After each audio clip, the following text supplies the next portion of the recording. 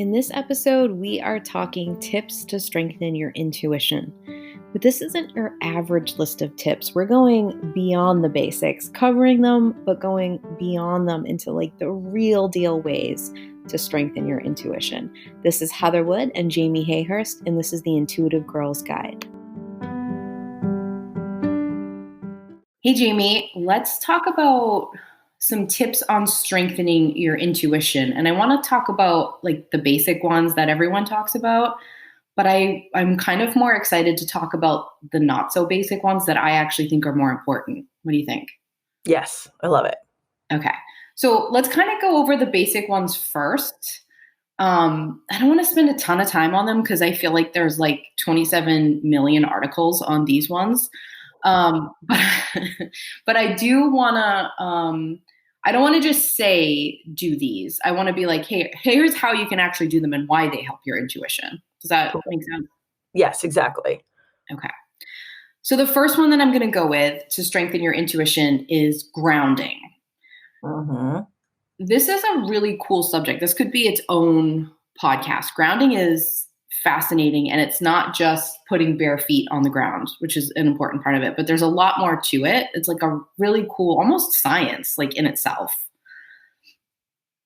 However, I hear a lot of people say like, oh, the reason that your intuition isn't working as strongly is because your energy is not grounded, and you have to go outside and you have to do all this stuff. And where grounding your energy is important and hugely helpful and really important for your health, it's not really that big of a deal for tuning into your intuition. Right. I think grounding and earthing are very important things to do. But it's something that you can do really quickly to sort of kickstart your intuition, but you don't have to make it into a big thing. Yes. And in fact, and I'll talk more about grounding in a second, but in fact, when you're tuning into your intuition, you want to be grounded, but you don't want to be super duper grounded. You actually need to not be fully grounded to use your intuition. I think where the problem lies is that when people say you need to ground yourself, what they mean is that you need to come back into your body and into your own self. But if you go super low, like into the lower chakras, then you're not into like the intuitive chakras, which are up top in your body. Exactly. So grounding, super important. I value grounding deeply. And I think it is a part, like if you do want to keep your intuition strong, making sure that your energy is grounded during the day is really important. However, I do feel like there's a lot of weight put on that, and it's not necessarily like if that's all you focus on, it's really not going to help that much. Right. So grounding your energy just means connecting your energy to the earth and to your lower chakras, like you said, and being in your own body. So I think of needing grounding when I feel like that scatterbrain feeling, when you have like monkey brain and you're like in the middle of three things and you can't focus. Mm-hmm. That's when I'm like, oh my gosh, I need to ground my energy. I have gotten away from that. Right. So there's a bunch of things you can do, but very simply, you can just go outside. Exactly. Even if it's just for like 30 seconds and just literally think about connecting yourself to the earth. And if you can't get outside, like maybe it's a work situation or whatever, you can literally sit there and think about grounding your energy and connecting it to the earth, and it will help you ground. Is it the most effective grounding technique? No, but you can definitely do that. Right. I tell clients to send their energy out like through their bodies and out through the bottoms of their feet, and like imagine it going into the earth. And that's enough of like an energetic visualization that it will ground you. Exactly. Perfect. You can also go out and put your hands on a tree. The taller the tree, or like the kind of tree that has like really deep roots, that's going to help ground your energy. Rocks, crystals, gemstones, anything like that, having them, even if you're inside, is going to ground your energy. Having them on your person or nearby. There's lots of ways that you can do that. Like I said, I don't want to spend a ton of time there. Helpful, but Right. not actually the best tip for strengthening your intuition, in my opinion. The only thing I would add to that is I think maybe where there's a little bit of a confusion is I think people say ground your energy when they actually mean put your boundaries up.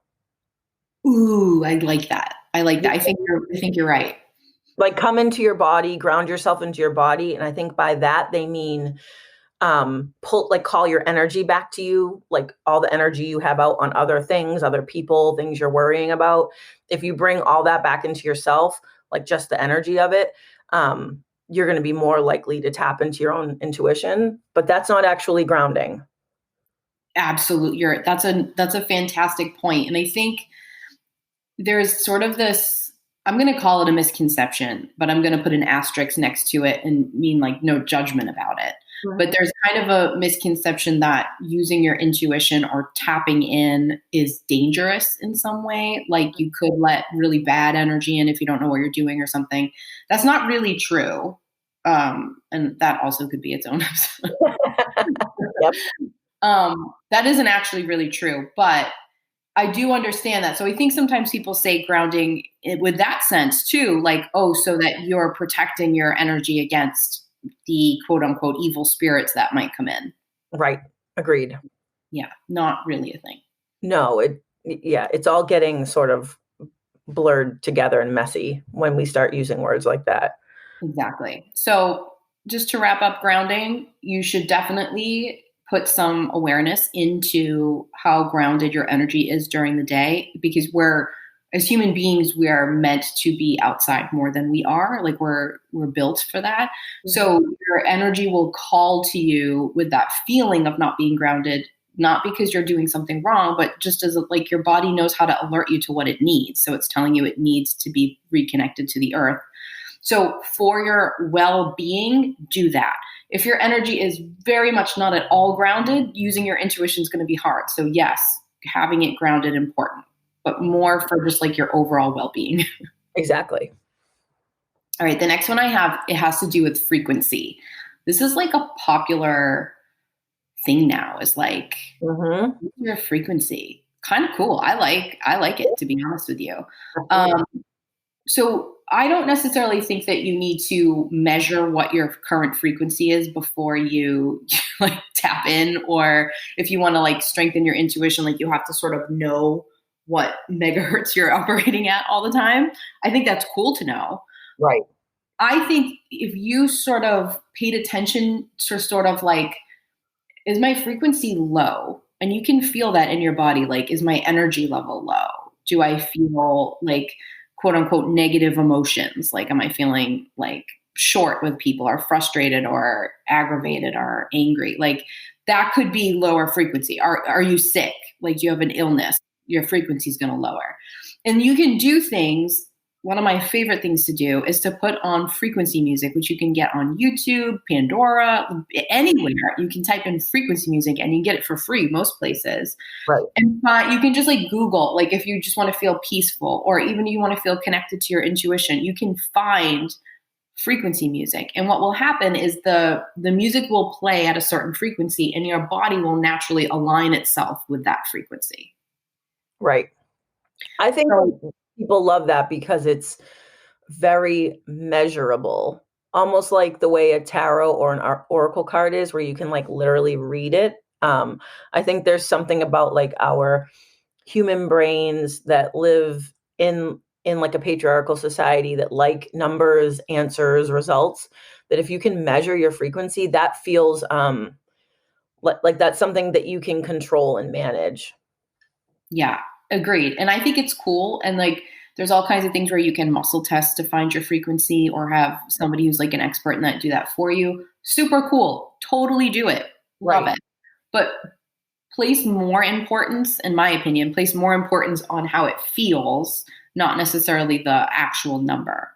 Right. You'll know when your frequency is low. I mean, you probably won't be able to get like an exact number, but you'll know where you are. Even if you look up one of the charts of like what the emotions are and what their frequency is, like you can look at that and be like, oh, I'm here. I'm at this emotion. You know what I mean? It's great to have a number. It's great to be able to measure that, but don't let it stop you from anything. Exactly. And it's easily adjustable, more easily than you think. Your body naturally wants to be at a higher frequency than like one that's uncomfortable for you. So it will, again, your body will alert you. And what this has to do with intuition is that in order to tune in to whatever you're trying to tune into, whether it's just divine energy, getting downloads, angel guides, spirits, doesn't your own body, it does not matter. Whatever you're trying to do to like tune in and really grab that information, you have to operate at a higher frequency to get to that. So if your frequency is super low, it's difficult. And the example I give is a lot of times when people are grieving the loss of somebody that they love, they want to tune in and sort of get a message from them in spirit, right? Yes. And they'll say to me, I can't, I'm so sad. And I'm sitting there thinking and wishing they were there and trying to get a message and I can't get it. And it's not that you're not getting a message. It's not that like your spirit loved one's like, screw you, you're sad. I don't want to talk to you right now. It's more that like they are, but because those kinds of emotions bring your frequency down, you are unable to reach and hear and take in that information. Does that make sense? Yeah, right. Like, you can't receive it at that level. Exactly. Right. It's like when you're sick, like you really, like if you have a bad cold or something, you really feel like your body is just operating on like the basics it needs to and just like trying to fight the cold and it doesn't really have much left for anything else. Like it's sort of the same with emotion. And like if your frequency's down lower, your body is in more of a survival mode. So it's much more difficult to like tune into that higher stuff. Exactly. Makes so much sense. Okay. So my next one is meditation. So like the frequency, agreed. Meditation, also agree, very helpful. In fact, when I am teaching somebody about how to use their intuition, I often tell them to do a guided meditation as like some of their first intros to feeling information kind of come in. Does that make sense? Yep. Meditation is hugely important, but also, okay, I'm teeing you up a little here, Jay. Warning. Also, a little bit of like a whitewashed, weird cultural bully people for not meditating. And weird thing in our culture right now. It's weird. Yeah, it's become this sort of like prerequisite to do anything that's seen as spiritual or enlightened or having any kind of spiritual practice. If you don't meditate, if you don't have a meditation practice, like an active daily practice, then you're not doing it right and you're not going to be able to do it right.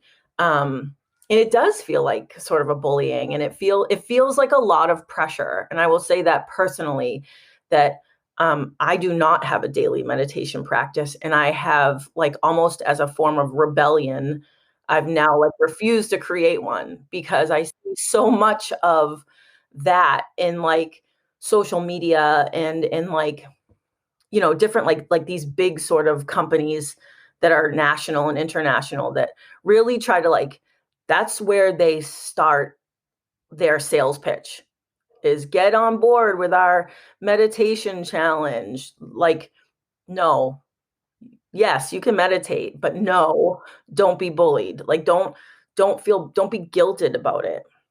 Yeah, I completely agree. And what you're describing is telling people to meditate from an ego place, not Right.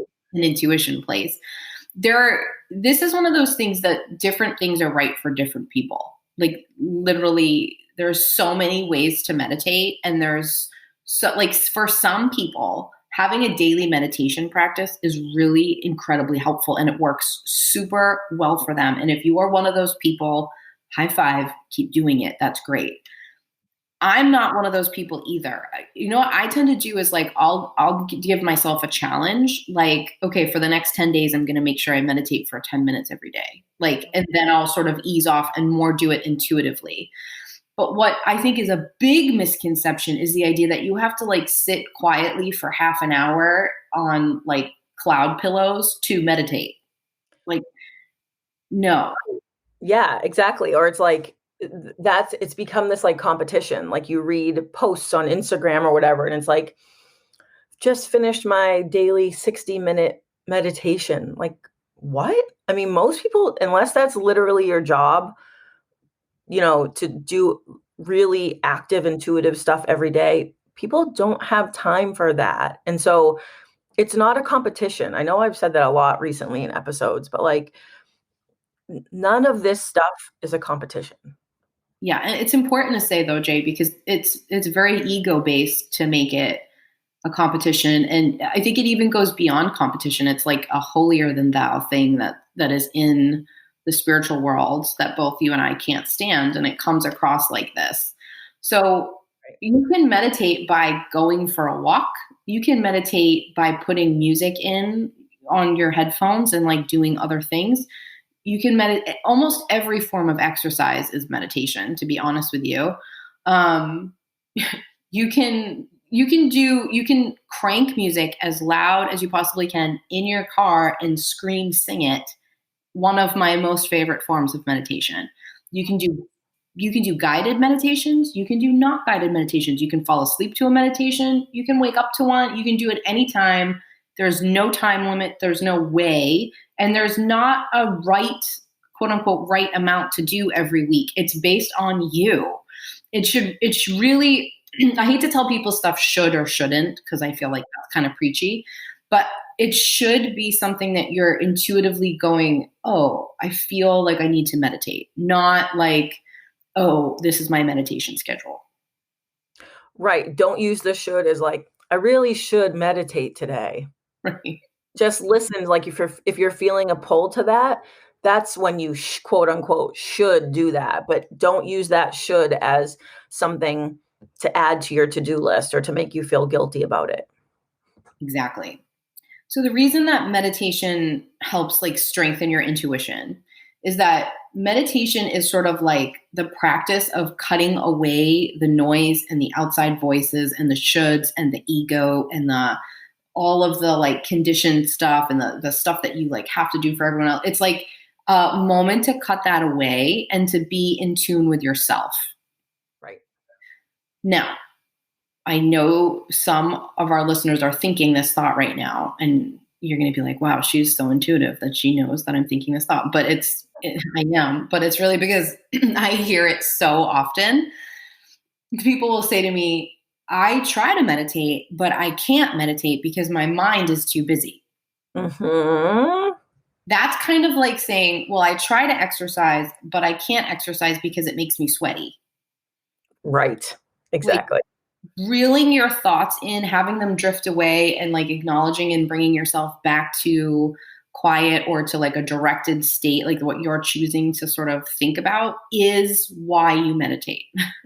Well, yes, exactly. And I'm so glad you raised this point. You just teed me up without knowing it. You did. But this is another one of those things, like with the debunking the myths about intuition, is that we see in our like world and media, we expect meditation to be this different experience. Like we were saying about intuition, we were expecting intuition to be seeing dead people like in the sixth sense and not knowing that they were dead because they're so realistic, right? Like, so people expect to have this like crazy experience when they're meditating and like experiencing nirvana and bliss and all this stuff. And please don't get me wrong, I'm sure there are many of you that are listening and you're like, I actually do that. Like I actually do kind of lose track of time and go someplace else, and I do communicate with guides or spirits. 100% you do. But that's not going to be everyone's experience, and it's not going to be everyone's experience every time. So like the expectations are so high and so unrealistic that when you first try, you're like, I'm doing it wrong. Like, what's the point? I'm doing it wrong. I can't do it. But really, you're doing it. Your expectation is just wildly like out of view. Exactly. You've been taught that you're supposed to be like a monk floating in the air with no thoughts in Right. your head. But the reason that you meditate is to learn to like take that sort of constant ego voice that's going on and Right. and sort of separate yourself a little bit from it, so that ideally you're going like, oh, my ego is thinking that, and oh, I just intuitively felt that. Like you're a step away from it instead of just like being in that really reactionary place and being pulled between the two all the time. And if you're gonna really like tap in and sort of download information intuitively, understanding the difference between those sort of quote unquote voices and energies is what's going to help you.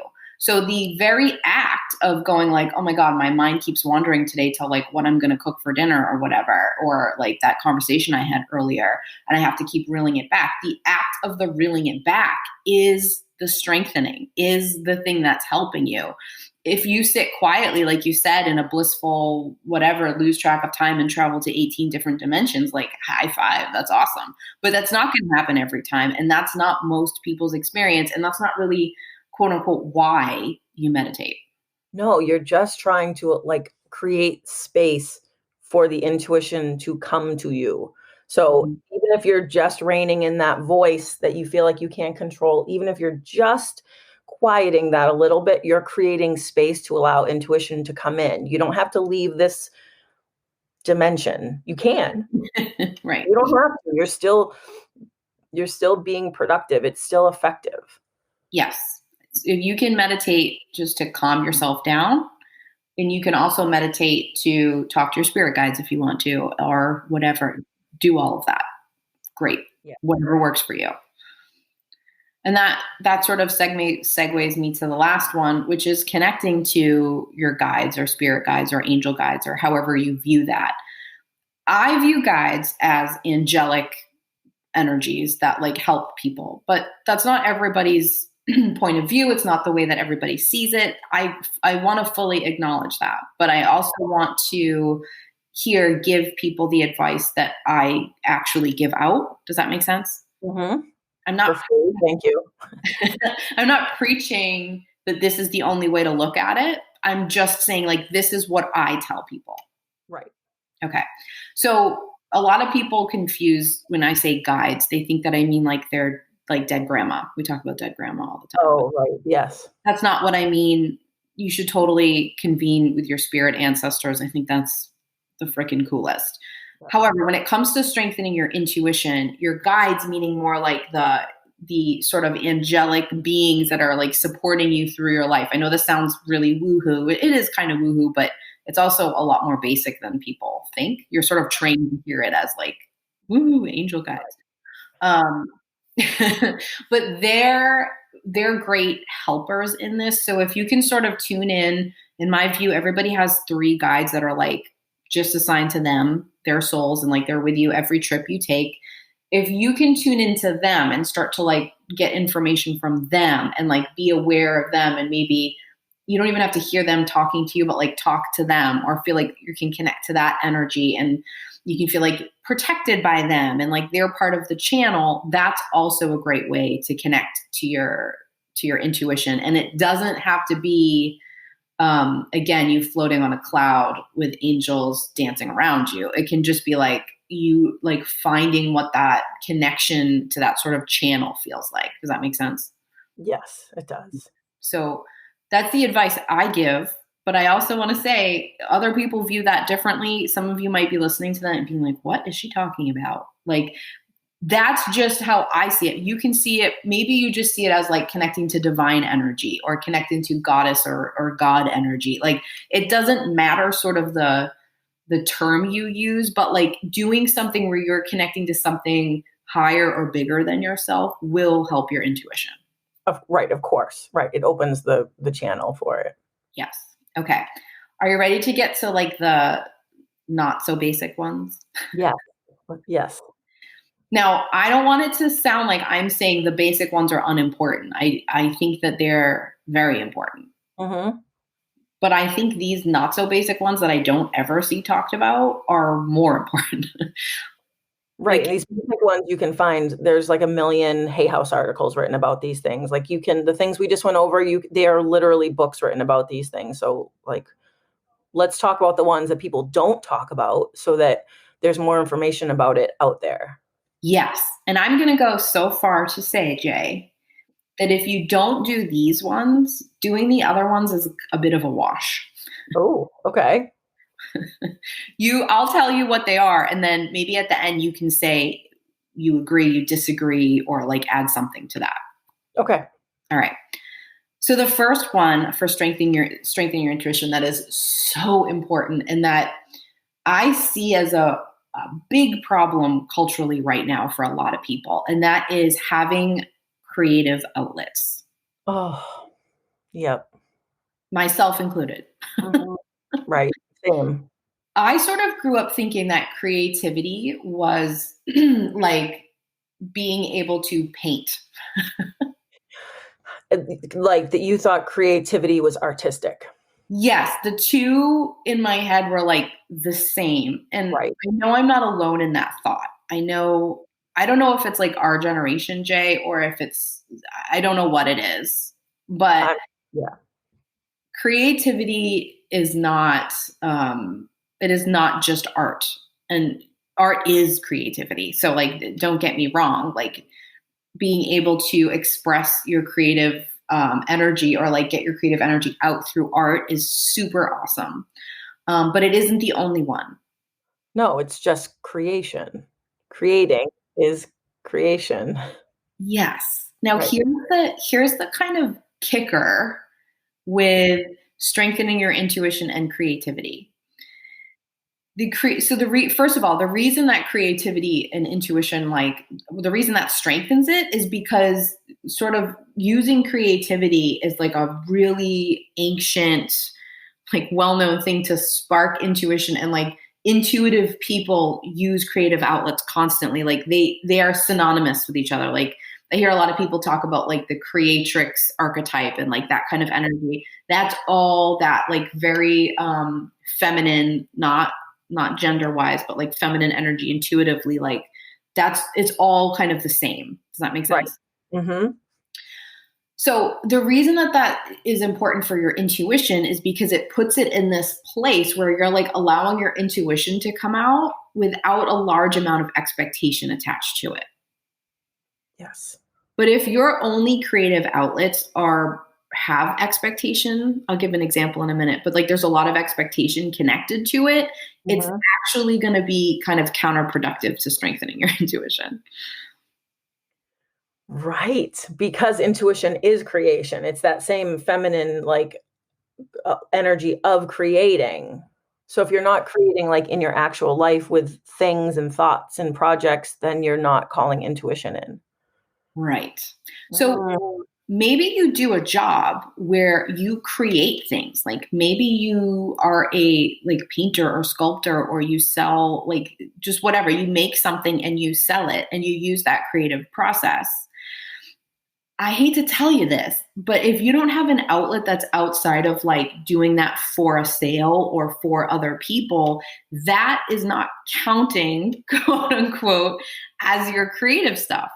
And in addition, if you sit down to paint or to craft or to whatever you're going to do, write or sing, or like there's so many. If you sit down to create anything and you are really connected to an expectation of the outcome, how other people are going to receive it, is it going to match the exact image I have in my head out when I make it? You're again pulling yourself away from that kind of creativity I'm talking about when it comes to strengthening your intuition. Oh my God. Yeah. And this, I'm gonna do it. I'm gonna go on like a little bit of a capitalistic rant here, which is Oh, like please do. as we've discussed before, like our society has made it like so hard just to exist, especially like during a pandemic, but even before then, like with livable wages, with the patriarchy and capitalism rampant in this country and around the globe, that everyone, just to exist, it feels like most people are taking the things that they love and that they're sort of naturally good at and trying to make them into like this new cool thing, which is like the side hustle, right? So then you suck all the fun out of what's supposed to be your creative outlet, because now you're trying to monetize it because you've got to just like live and survive and be able to eat. And so now you leave yourself with nothing that's like just a creative outlet. Like the thing that you did before, now you're trying to monetize. So now you have all these like expectations, like you said, tied to the end goal of it. And so then you're left with no flow. You're left with no place for your intuition to come from or to go to, because all of those channels are like you're trying to micromanage them to feed you and make you money. Yes, I love that. I love that very much. I like when I intentionally tee you up for stuff, and I like when I accidentally do. I think it's even better. But what I'll also add to that, I completely agree. It's not your fault that your creative stuff has been kidnapped from you and that you have to No, monetize it. So don't read that as judgment or take that as no. judgment. It's a part of our society, and it's also a part of living in a very ego-based society, is that everything you have to do has to meet an expectation. Right. Well, and I will say that I, in my muggle life, am a photographer, and that was something that I always loved to do. But then, as a way to help provide for my family, I made it a career. Mhm. Um, and I constantly find myself balancing like, is this the work that I want to be creating, or is this the work that I think the client wants? Which obviously you have to take into consideration. They're the client. Um, but I find that some of the work I love the most is the work I do that I volunteer, Yeah. because Yeah. there's no money attached to it.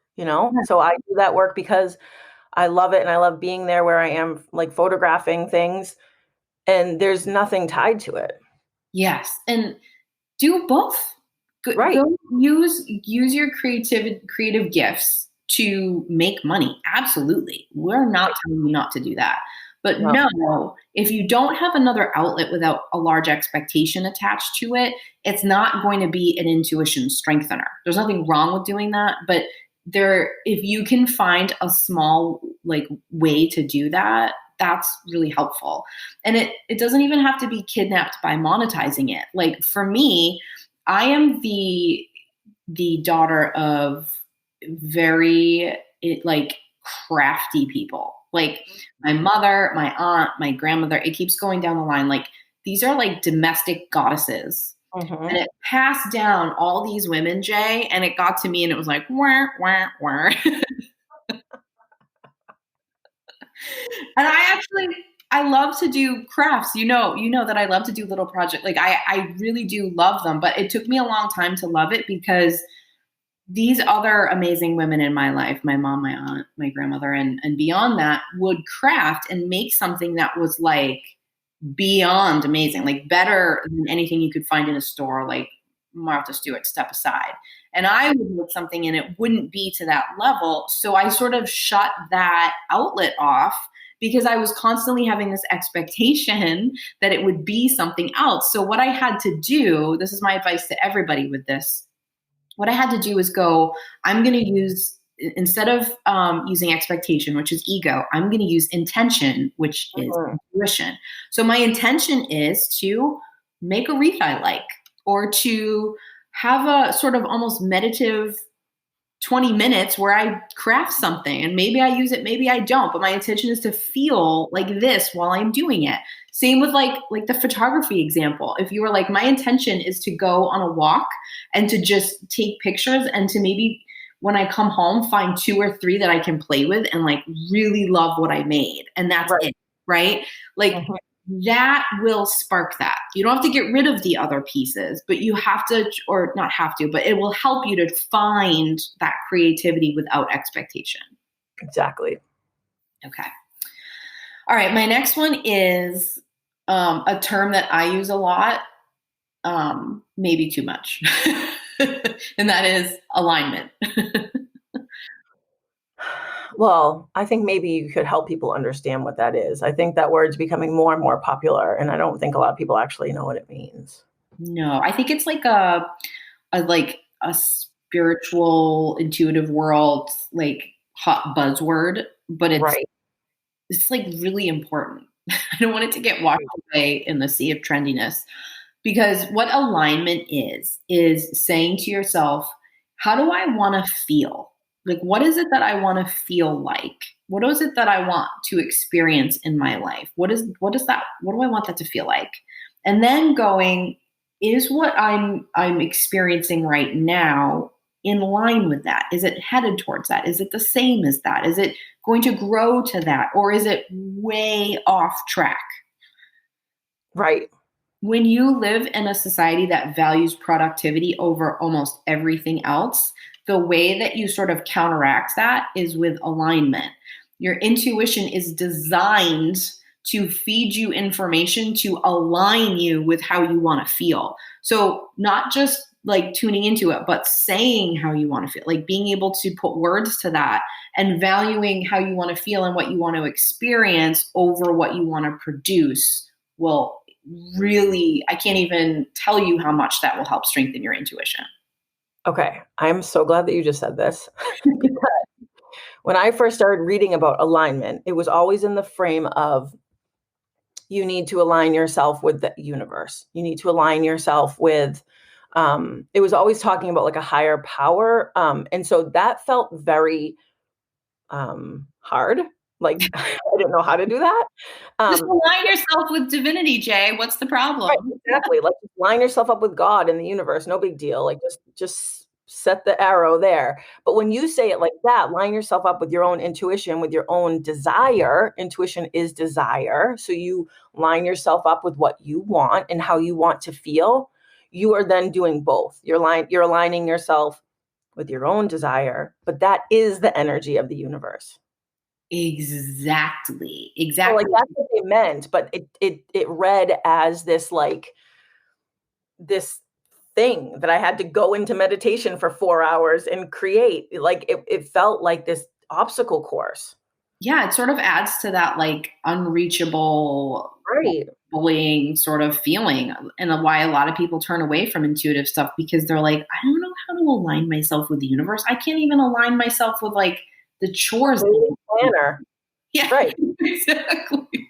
So here's the thing. Here's how you sort of see, like, aligning yourself with the universe is something that happens when you align yourself with your own intuition. It's like it's a effect. Like it's something that like cause and effect. Like it happens because you did that, and you'll know it because you'll be experiencing things that are very much in line with astrology. If you see what's going on with that, you'll be experiencing things that match up with what's going on in the world. Like you'll be like, why can't I sleep? Oh, it's because there's like all this, energetic turmoil in the world. That's why I'm having trouble. Like you'll start to notice those kinds of things. You'll be like, oh, this is what this moon phase is tonight. This is how I'm feeling. That just shows you're aligned. It shouldn't be something that you're judging yourself for, being like, oh, I'm not aligned with the universe. Yeah, right. No, it's okay.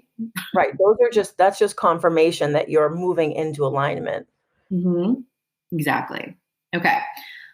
We'll be right back after this short break. My next one, I'm gonna tell you how I discover it, and then I'll like sort of reveal what it is. But I ask this question to almost every single, well, basically person I meet, but definitely if we're in a session or something. And the look that comes back at me is the most deer in headlights look ever. And this is not to make fun of people, it's to point out a problem with society. Mm-hmm. Okay.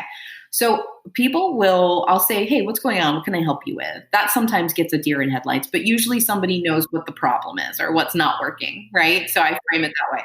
And so they'll say all of that. And sometimes they'll even say what they want, like a goal or something. And so then I will say, okay, how do you want to feel day to day when you have that? Like, what kind of feelings do you want to experience? And the look that comes back, Jay, is like I started to speak a different language. Right. I bet. And it's not anybody's fault. It's because you have not been taught, and especially if you are a woman, you have been taught to disconnect from those things. Okay. Mm-hmm. So when I say, how do you want to feel? You don't have an answer because you haven't been, one, trained to think like that, or you've been untrained to think like that. You're born able to think that way.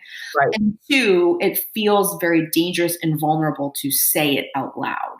So I do that not to be mean, but it sort of helps me gauge where somebody is intuitively. Not like, oh, you have a weak intuition if you can't answer that question. It just tells me like how currently connected you are to it.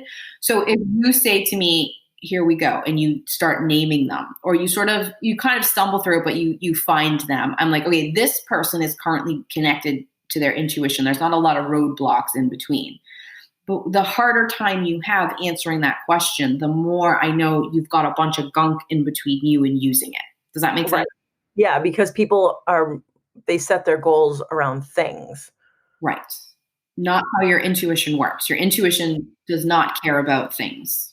No, they want to fix something, or they want a promotion, or they want to find love, or they want, a dream home or something. Yeah.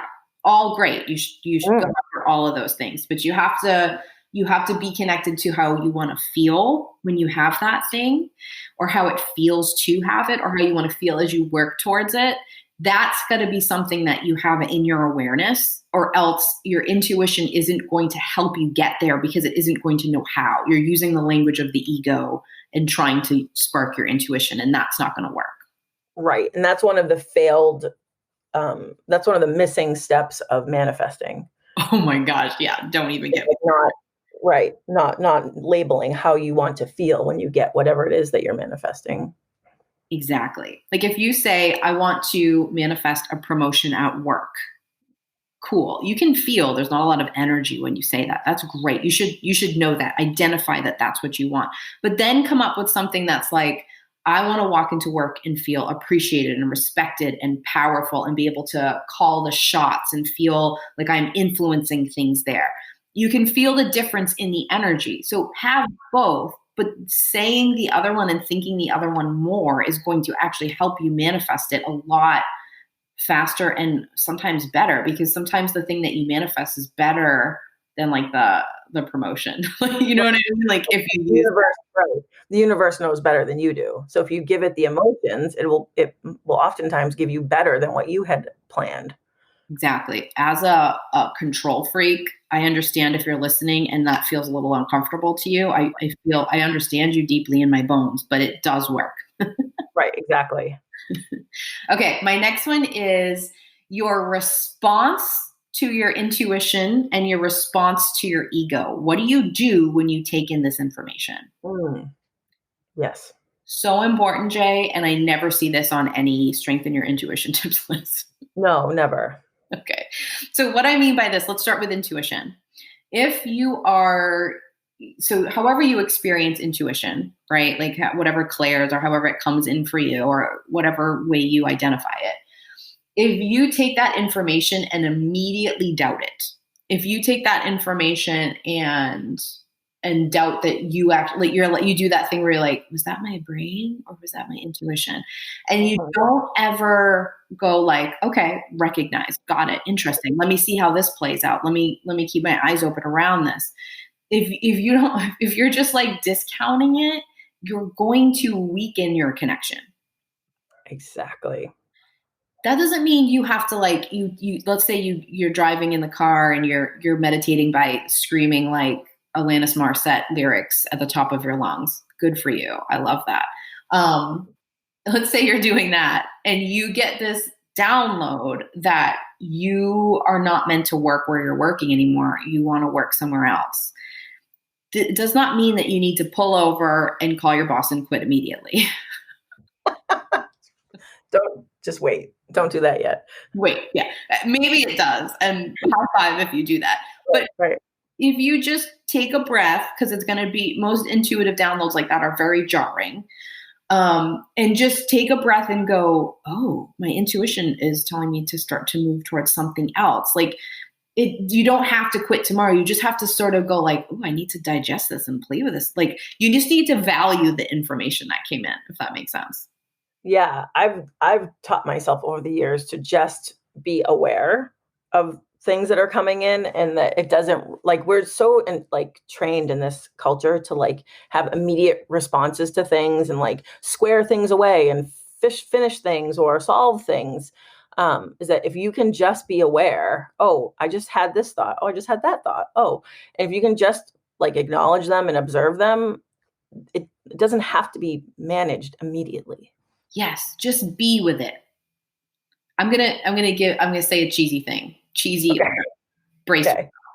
You're a human being, not a human doing. I know. It's so cheesy. I know. But it's true right here. This is a really good example of it. Your intuition isn't about just running out and taking action. It's going like, ooh, how does that feel? What am I going to do with that? That's interesting. And acknowledging and like being with it and then creating like some sort of a plan.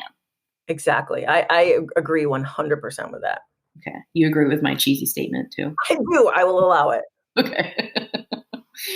All right. And then the same with your ego. So we live in a culture that it celebrates ego and teaches you to value your ego over everything else and to ignore your intuition, right? No secret. You've heard us say that many times.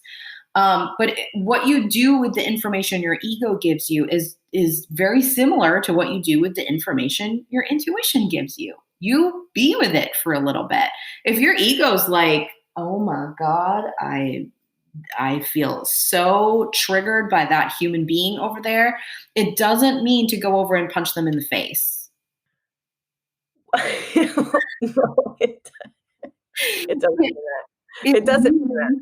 That something is triggering fear in you, probably rightfully so, and it means to be with it. Look at it. Walk away from that person. Set a boundary with that person. Do absolutely. But like don't just react with your ego and what it says to you. Like I not long ago had a client come in. It was his first visit. He's not like a typical client of mine.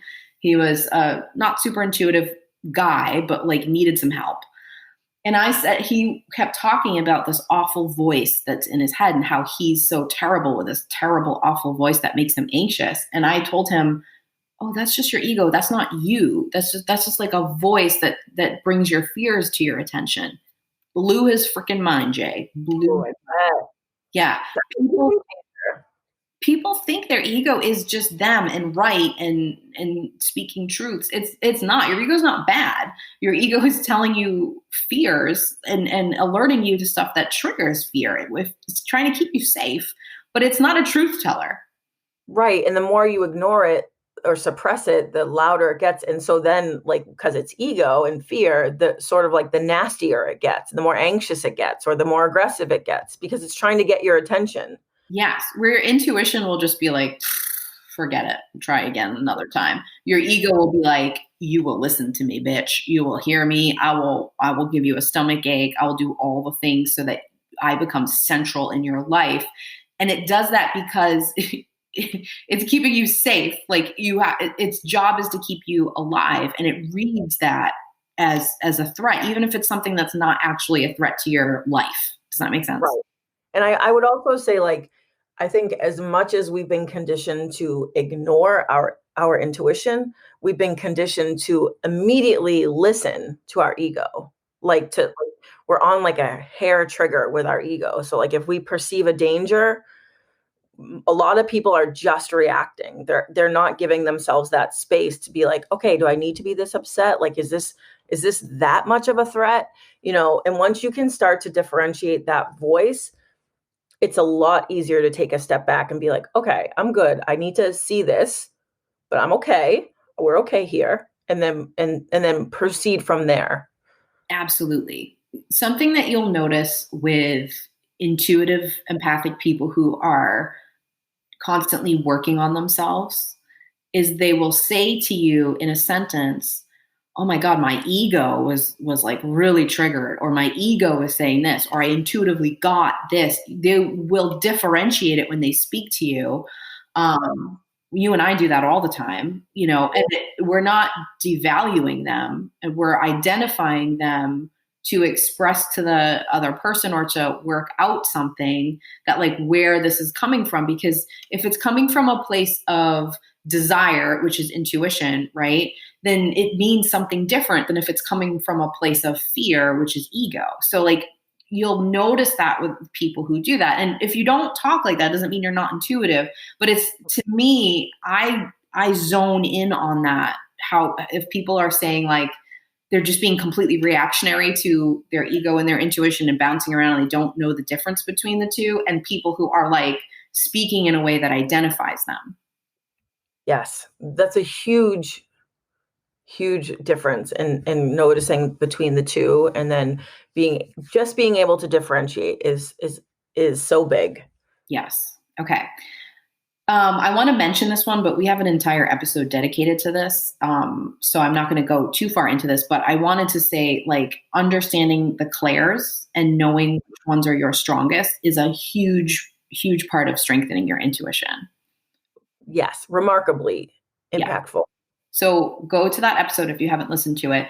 But basically, it's just identifying the way that you take in information of any kind, not just intuitive, like woohoo downloads, like learning any of that, like understanding how it comes in for you, because you've been sort of taught that it only comes in like one way and shown it wrong.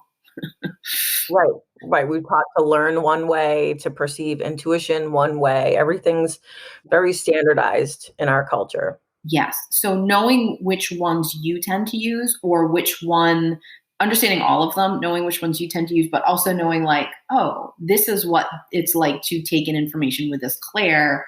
It's coming through this way. Like, understanding that is really, really important. And understanding that you have an intuitive inner set of senses that's different than your outer set of senses. They can work together, but they're different. Like, knowing all of that and having an understanding of, like, your own ones and how you process that is so important to strengthening your intuition. Yep, that's a big deal. Okay. I think you're going to like this one and have something to say about it. The next one is how you see desire. Oh, yes. We've talked about this before, but intuition is the energy of desire, which is also the energy of love. I use the term desire because love is one of those words that's kind of like blankety for so many things. Yes. There's like a big love and light thing going on. Like, it's just, we use it a lot. Desire explains what I mean more. Yes. Okay. And desire has also been demonized, but we'll get to that, I'm sure. Oh, so okay. So most people, when I talk about desire, start to get a little squirmy, and they're like, and they immediately think of sex. Jay, will you? I'm just gonna hand the ball to you now, because you guys can't see her, but I'm looking at her face, and she's like scrunching her face to like not say what she wants to. So, Jay, talk a little bit about this, because you do this well. How we've sort of not just sexualized it, but weaponized desire, and how it's become so like far away from what it really is. Go ahead. Well, it's sort of this like big ball to unpack, which you have to like sort of do in your own head and in your own life, and with the experiences that you've had. But I will just give you sort of like the framework of it, which is that desire, the definition of desire is literally to want something. Okay, that's all it is. It's to want something or to wish for something. There's no sexual connotation. The problem is that in stifling women's intuition, in stifling women, subjugating women, and doing that by turning off their intuition, we've sexualized women. All the things that make women powerful, all the ways that they're in touch with their body and their body creates. I mean, a human body creating another human being is very powerful, like that power of creation. So we've demonized sexuality, and we've begun to like really like micromanage what sexuality means, what sex is, like what's appropriate sex, what's inappropriate sex, with whom. All of this has been like finely micromanaged. The problem is that in doing so, we've completely disconnected. When we think of desire, we only correlate it to wanting sex, because we've diminished women to only wanting sex with them. Mm-hmm. So when we only see women as being like sex objects or something to be sexually desirable, or women see themselves as having to be sexually desirable, we then sort of hyper focus on desire being just about sex and physical bodies. And we have completely lost track of the fact that desire just means you want something. You know, like when I hear the word desire, it's like I hear some throaty voice being like, what do you desire? Like it's like a sex hotline. I mean, it's not that. It's like, what do you want? Like when you're saying, like, I want that. I desire that. I desire to have that in my life. Mm-hmm. There's no sex in that. It's only what our society has done to it. Oh my gosh, yes. So beautifully and well said. And if you don't think that that sort of kidnapping of that term is on purpose, you are wrong because desire, the energy of desire, using desire sexually and outside of sexually is a superpower of the intuitive.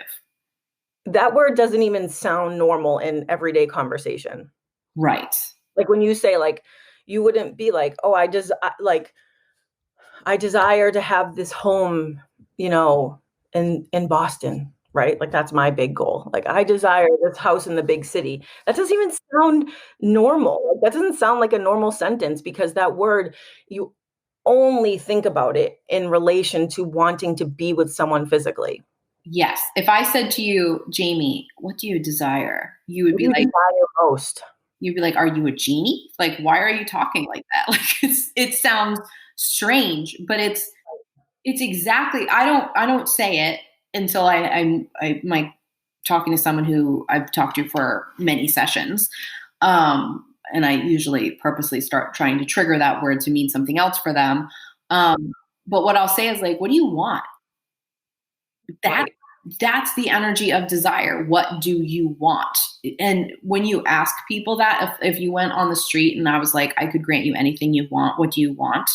People won't be able to tell you because they're so disconnected and confused about what desire is.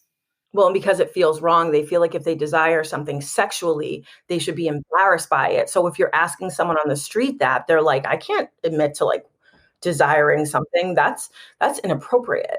But think If they're a woman, if they're a man, they probably about would want to brag about it, maybe. right. Yeah, right, exactly. Yeah, yeah.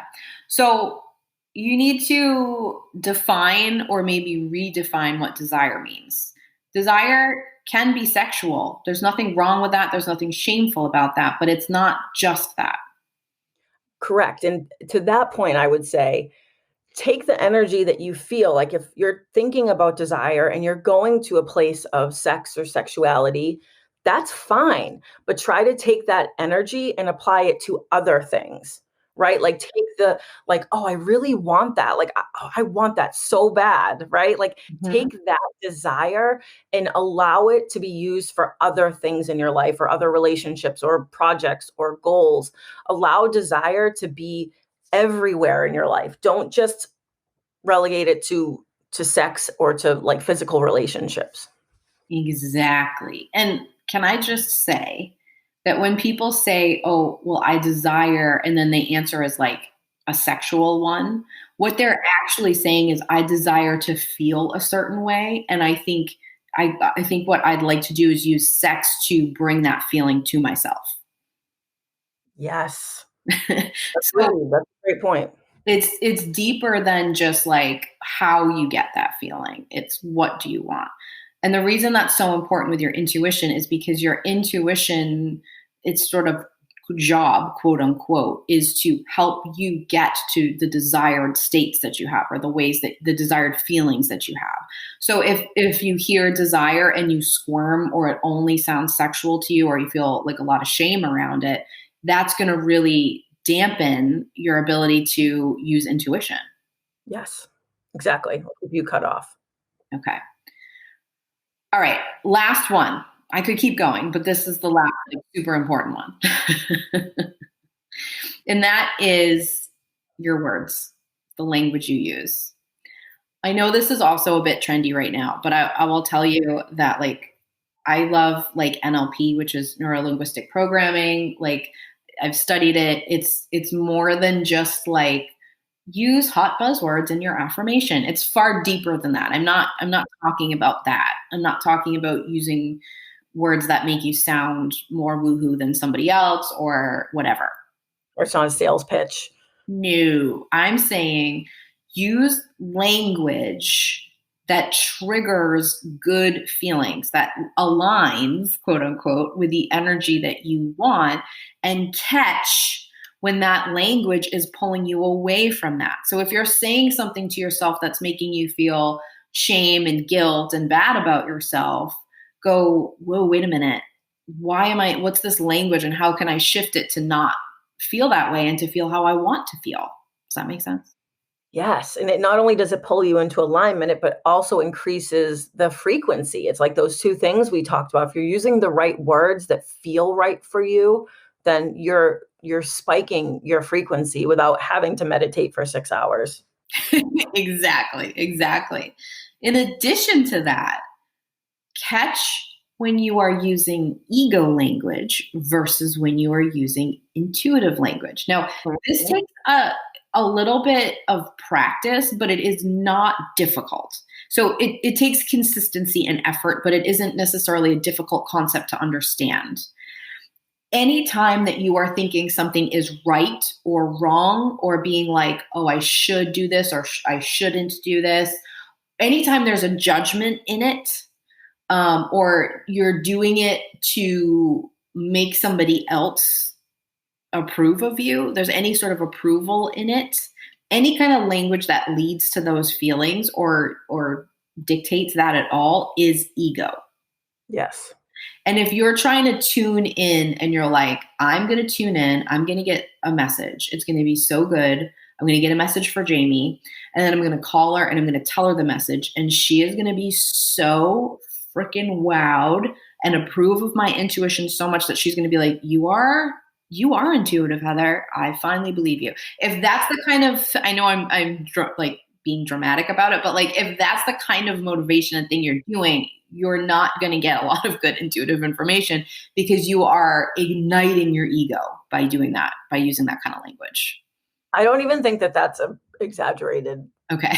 example. I think it happens more like subconsciously. Like the dialogue might not be as strong as how you said it, but people do feel like they want validation for things like that. So if you're looking to get validation for your intuition, you're sort of canceling it out.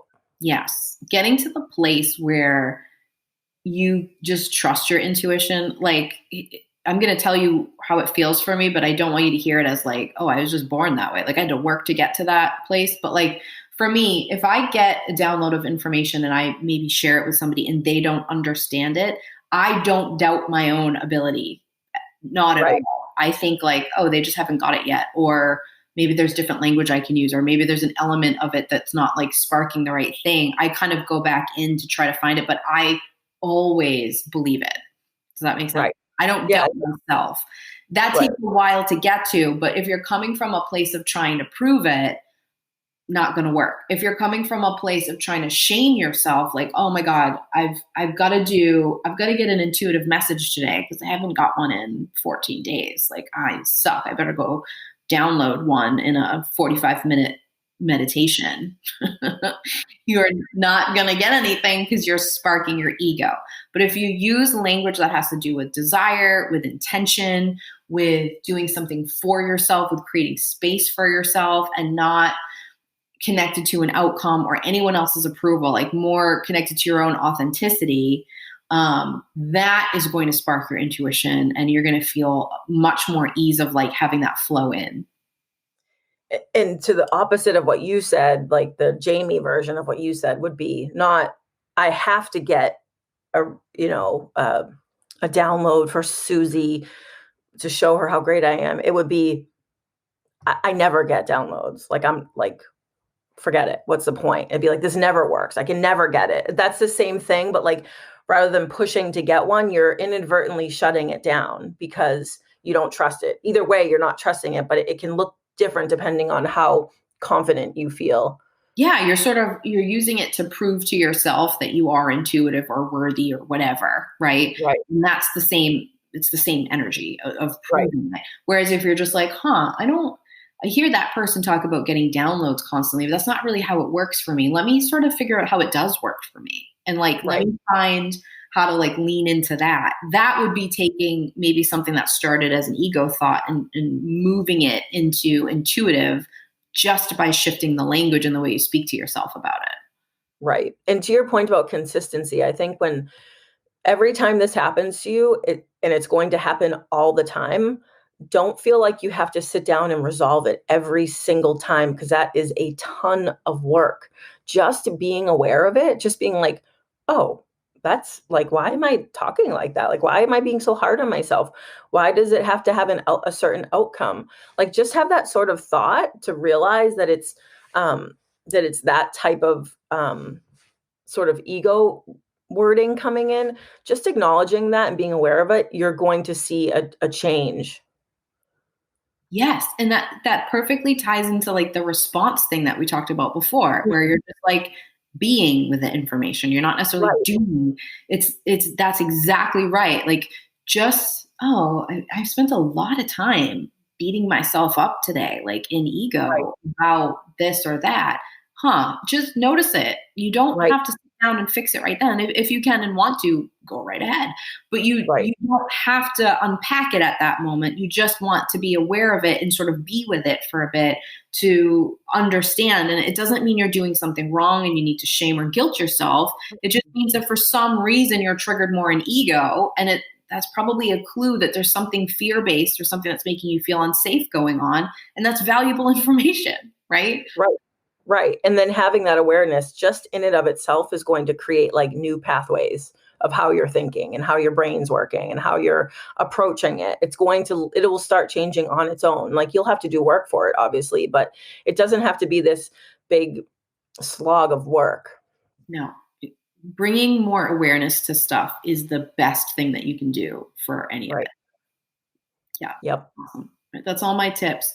What do you think about my previous statement that like the other ones are kind of a wash if you don't do these things? Agreed. 100%. Because if you're not aware of all this stuff when you sit down to meditate or do whatever, or to ground or whatever, if you aren't managing how you're thinking and the words you're using and the thoughts, the feelings you're feeling, then none of that's going to work. Exactly. Exactly.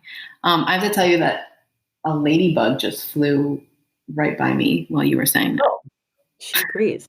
Isn't it winter? Are they supposed to be alive? What's happening? I don't know. Probably not. But I'll have to look the up world's the ending, so it's fine. Yeah, I'll have to look up the meaning of ladybugs. Yeah, and I'm glad I convinced you. I don't really think I convinced you. I think you already believed it. You just needed to know what my things were. But I also want you to hear that not as like, oh, you haven't been doing these things, you suck. I want you to hear it as like, if it's hard, you've been like doing meditations and grounding and frequency stuff, and it's still difficult for you, and you haven't been doing these things, like let yourself off the hook.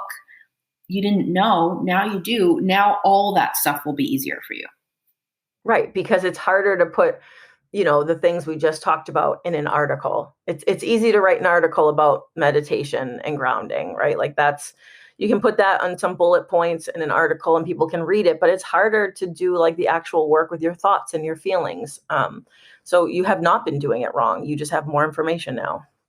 Yeah, and it really speaks to the point that, like, what I always say is that intuition is just a lot more basic than we think. So it's like these kind of basic things that are really the strengtheners of it, not so much like, meditating for 45 minutes, or whatever. Like, all those things are great, but like it comes down to basics, really. Exactly. Yeah, but that goes against the sales pitch of having to have some sort of out of body experience, right? If we tell you it's basic and it's more natural to your system, then like it can't be sold as this big flashy experience to have on a deserted island somewhere. That explains some of the angry emails I get, Jay. I bet it does. You can be mad. Oh yeah, it's okay. And you've been taught the opposite. You've been taught that it's this like woohoo, bigger, weirder thing than it is. But intuition in itself is an instinctual thing that you're born with. So It's you. It's your energy. exactly. All right, Jay, those are my tips. What do you think? Love them. Thank you. You're welcome. Thanks for listening. All right. So try those, guys. See what happens and report back. Give us some feedback. Give us some feedback if you got stuck, what ones worked, maybe just some things that you do, maybe that we didn't mention that helps your intuition. We'd love to hear, and we'll share it on our Instagram page too. Yeah, we'd love that.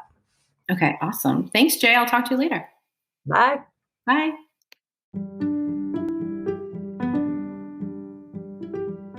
Hey, thanks for listening to our episode. For show notes and a place to send feedback, please visit our website, embodylove.me/intuitivegirls. Again, that's embodylove.me/intuitivegirls.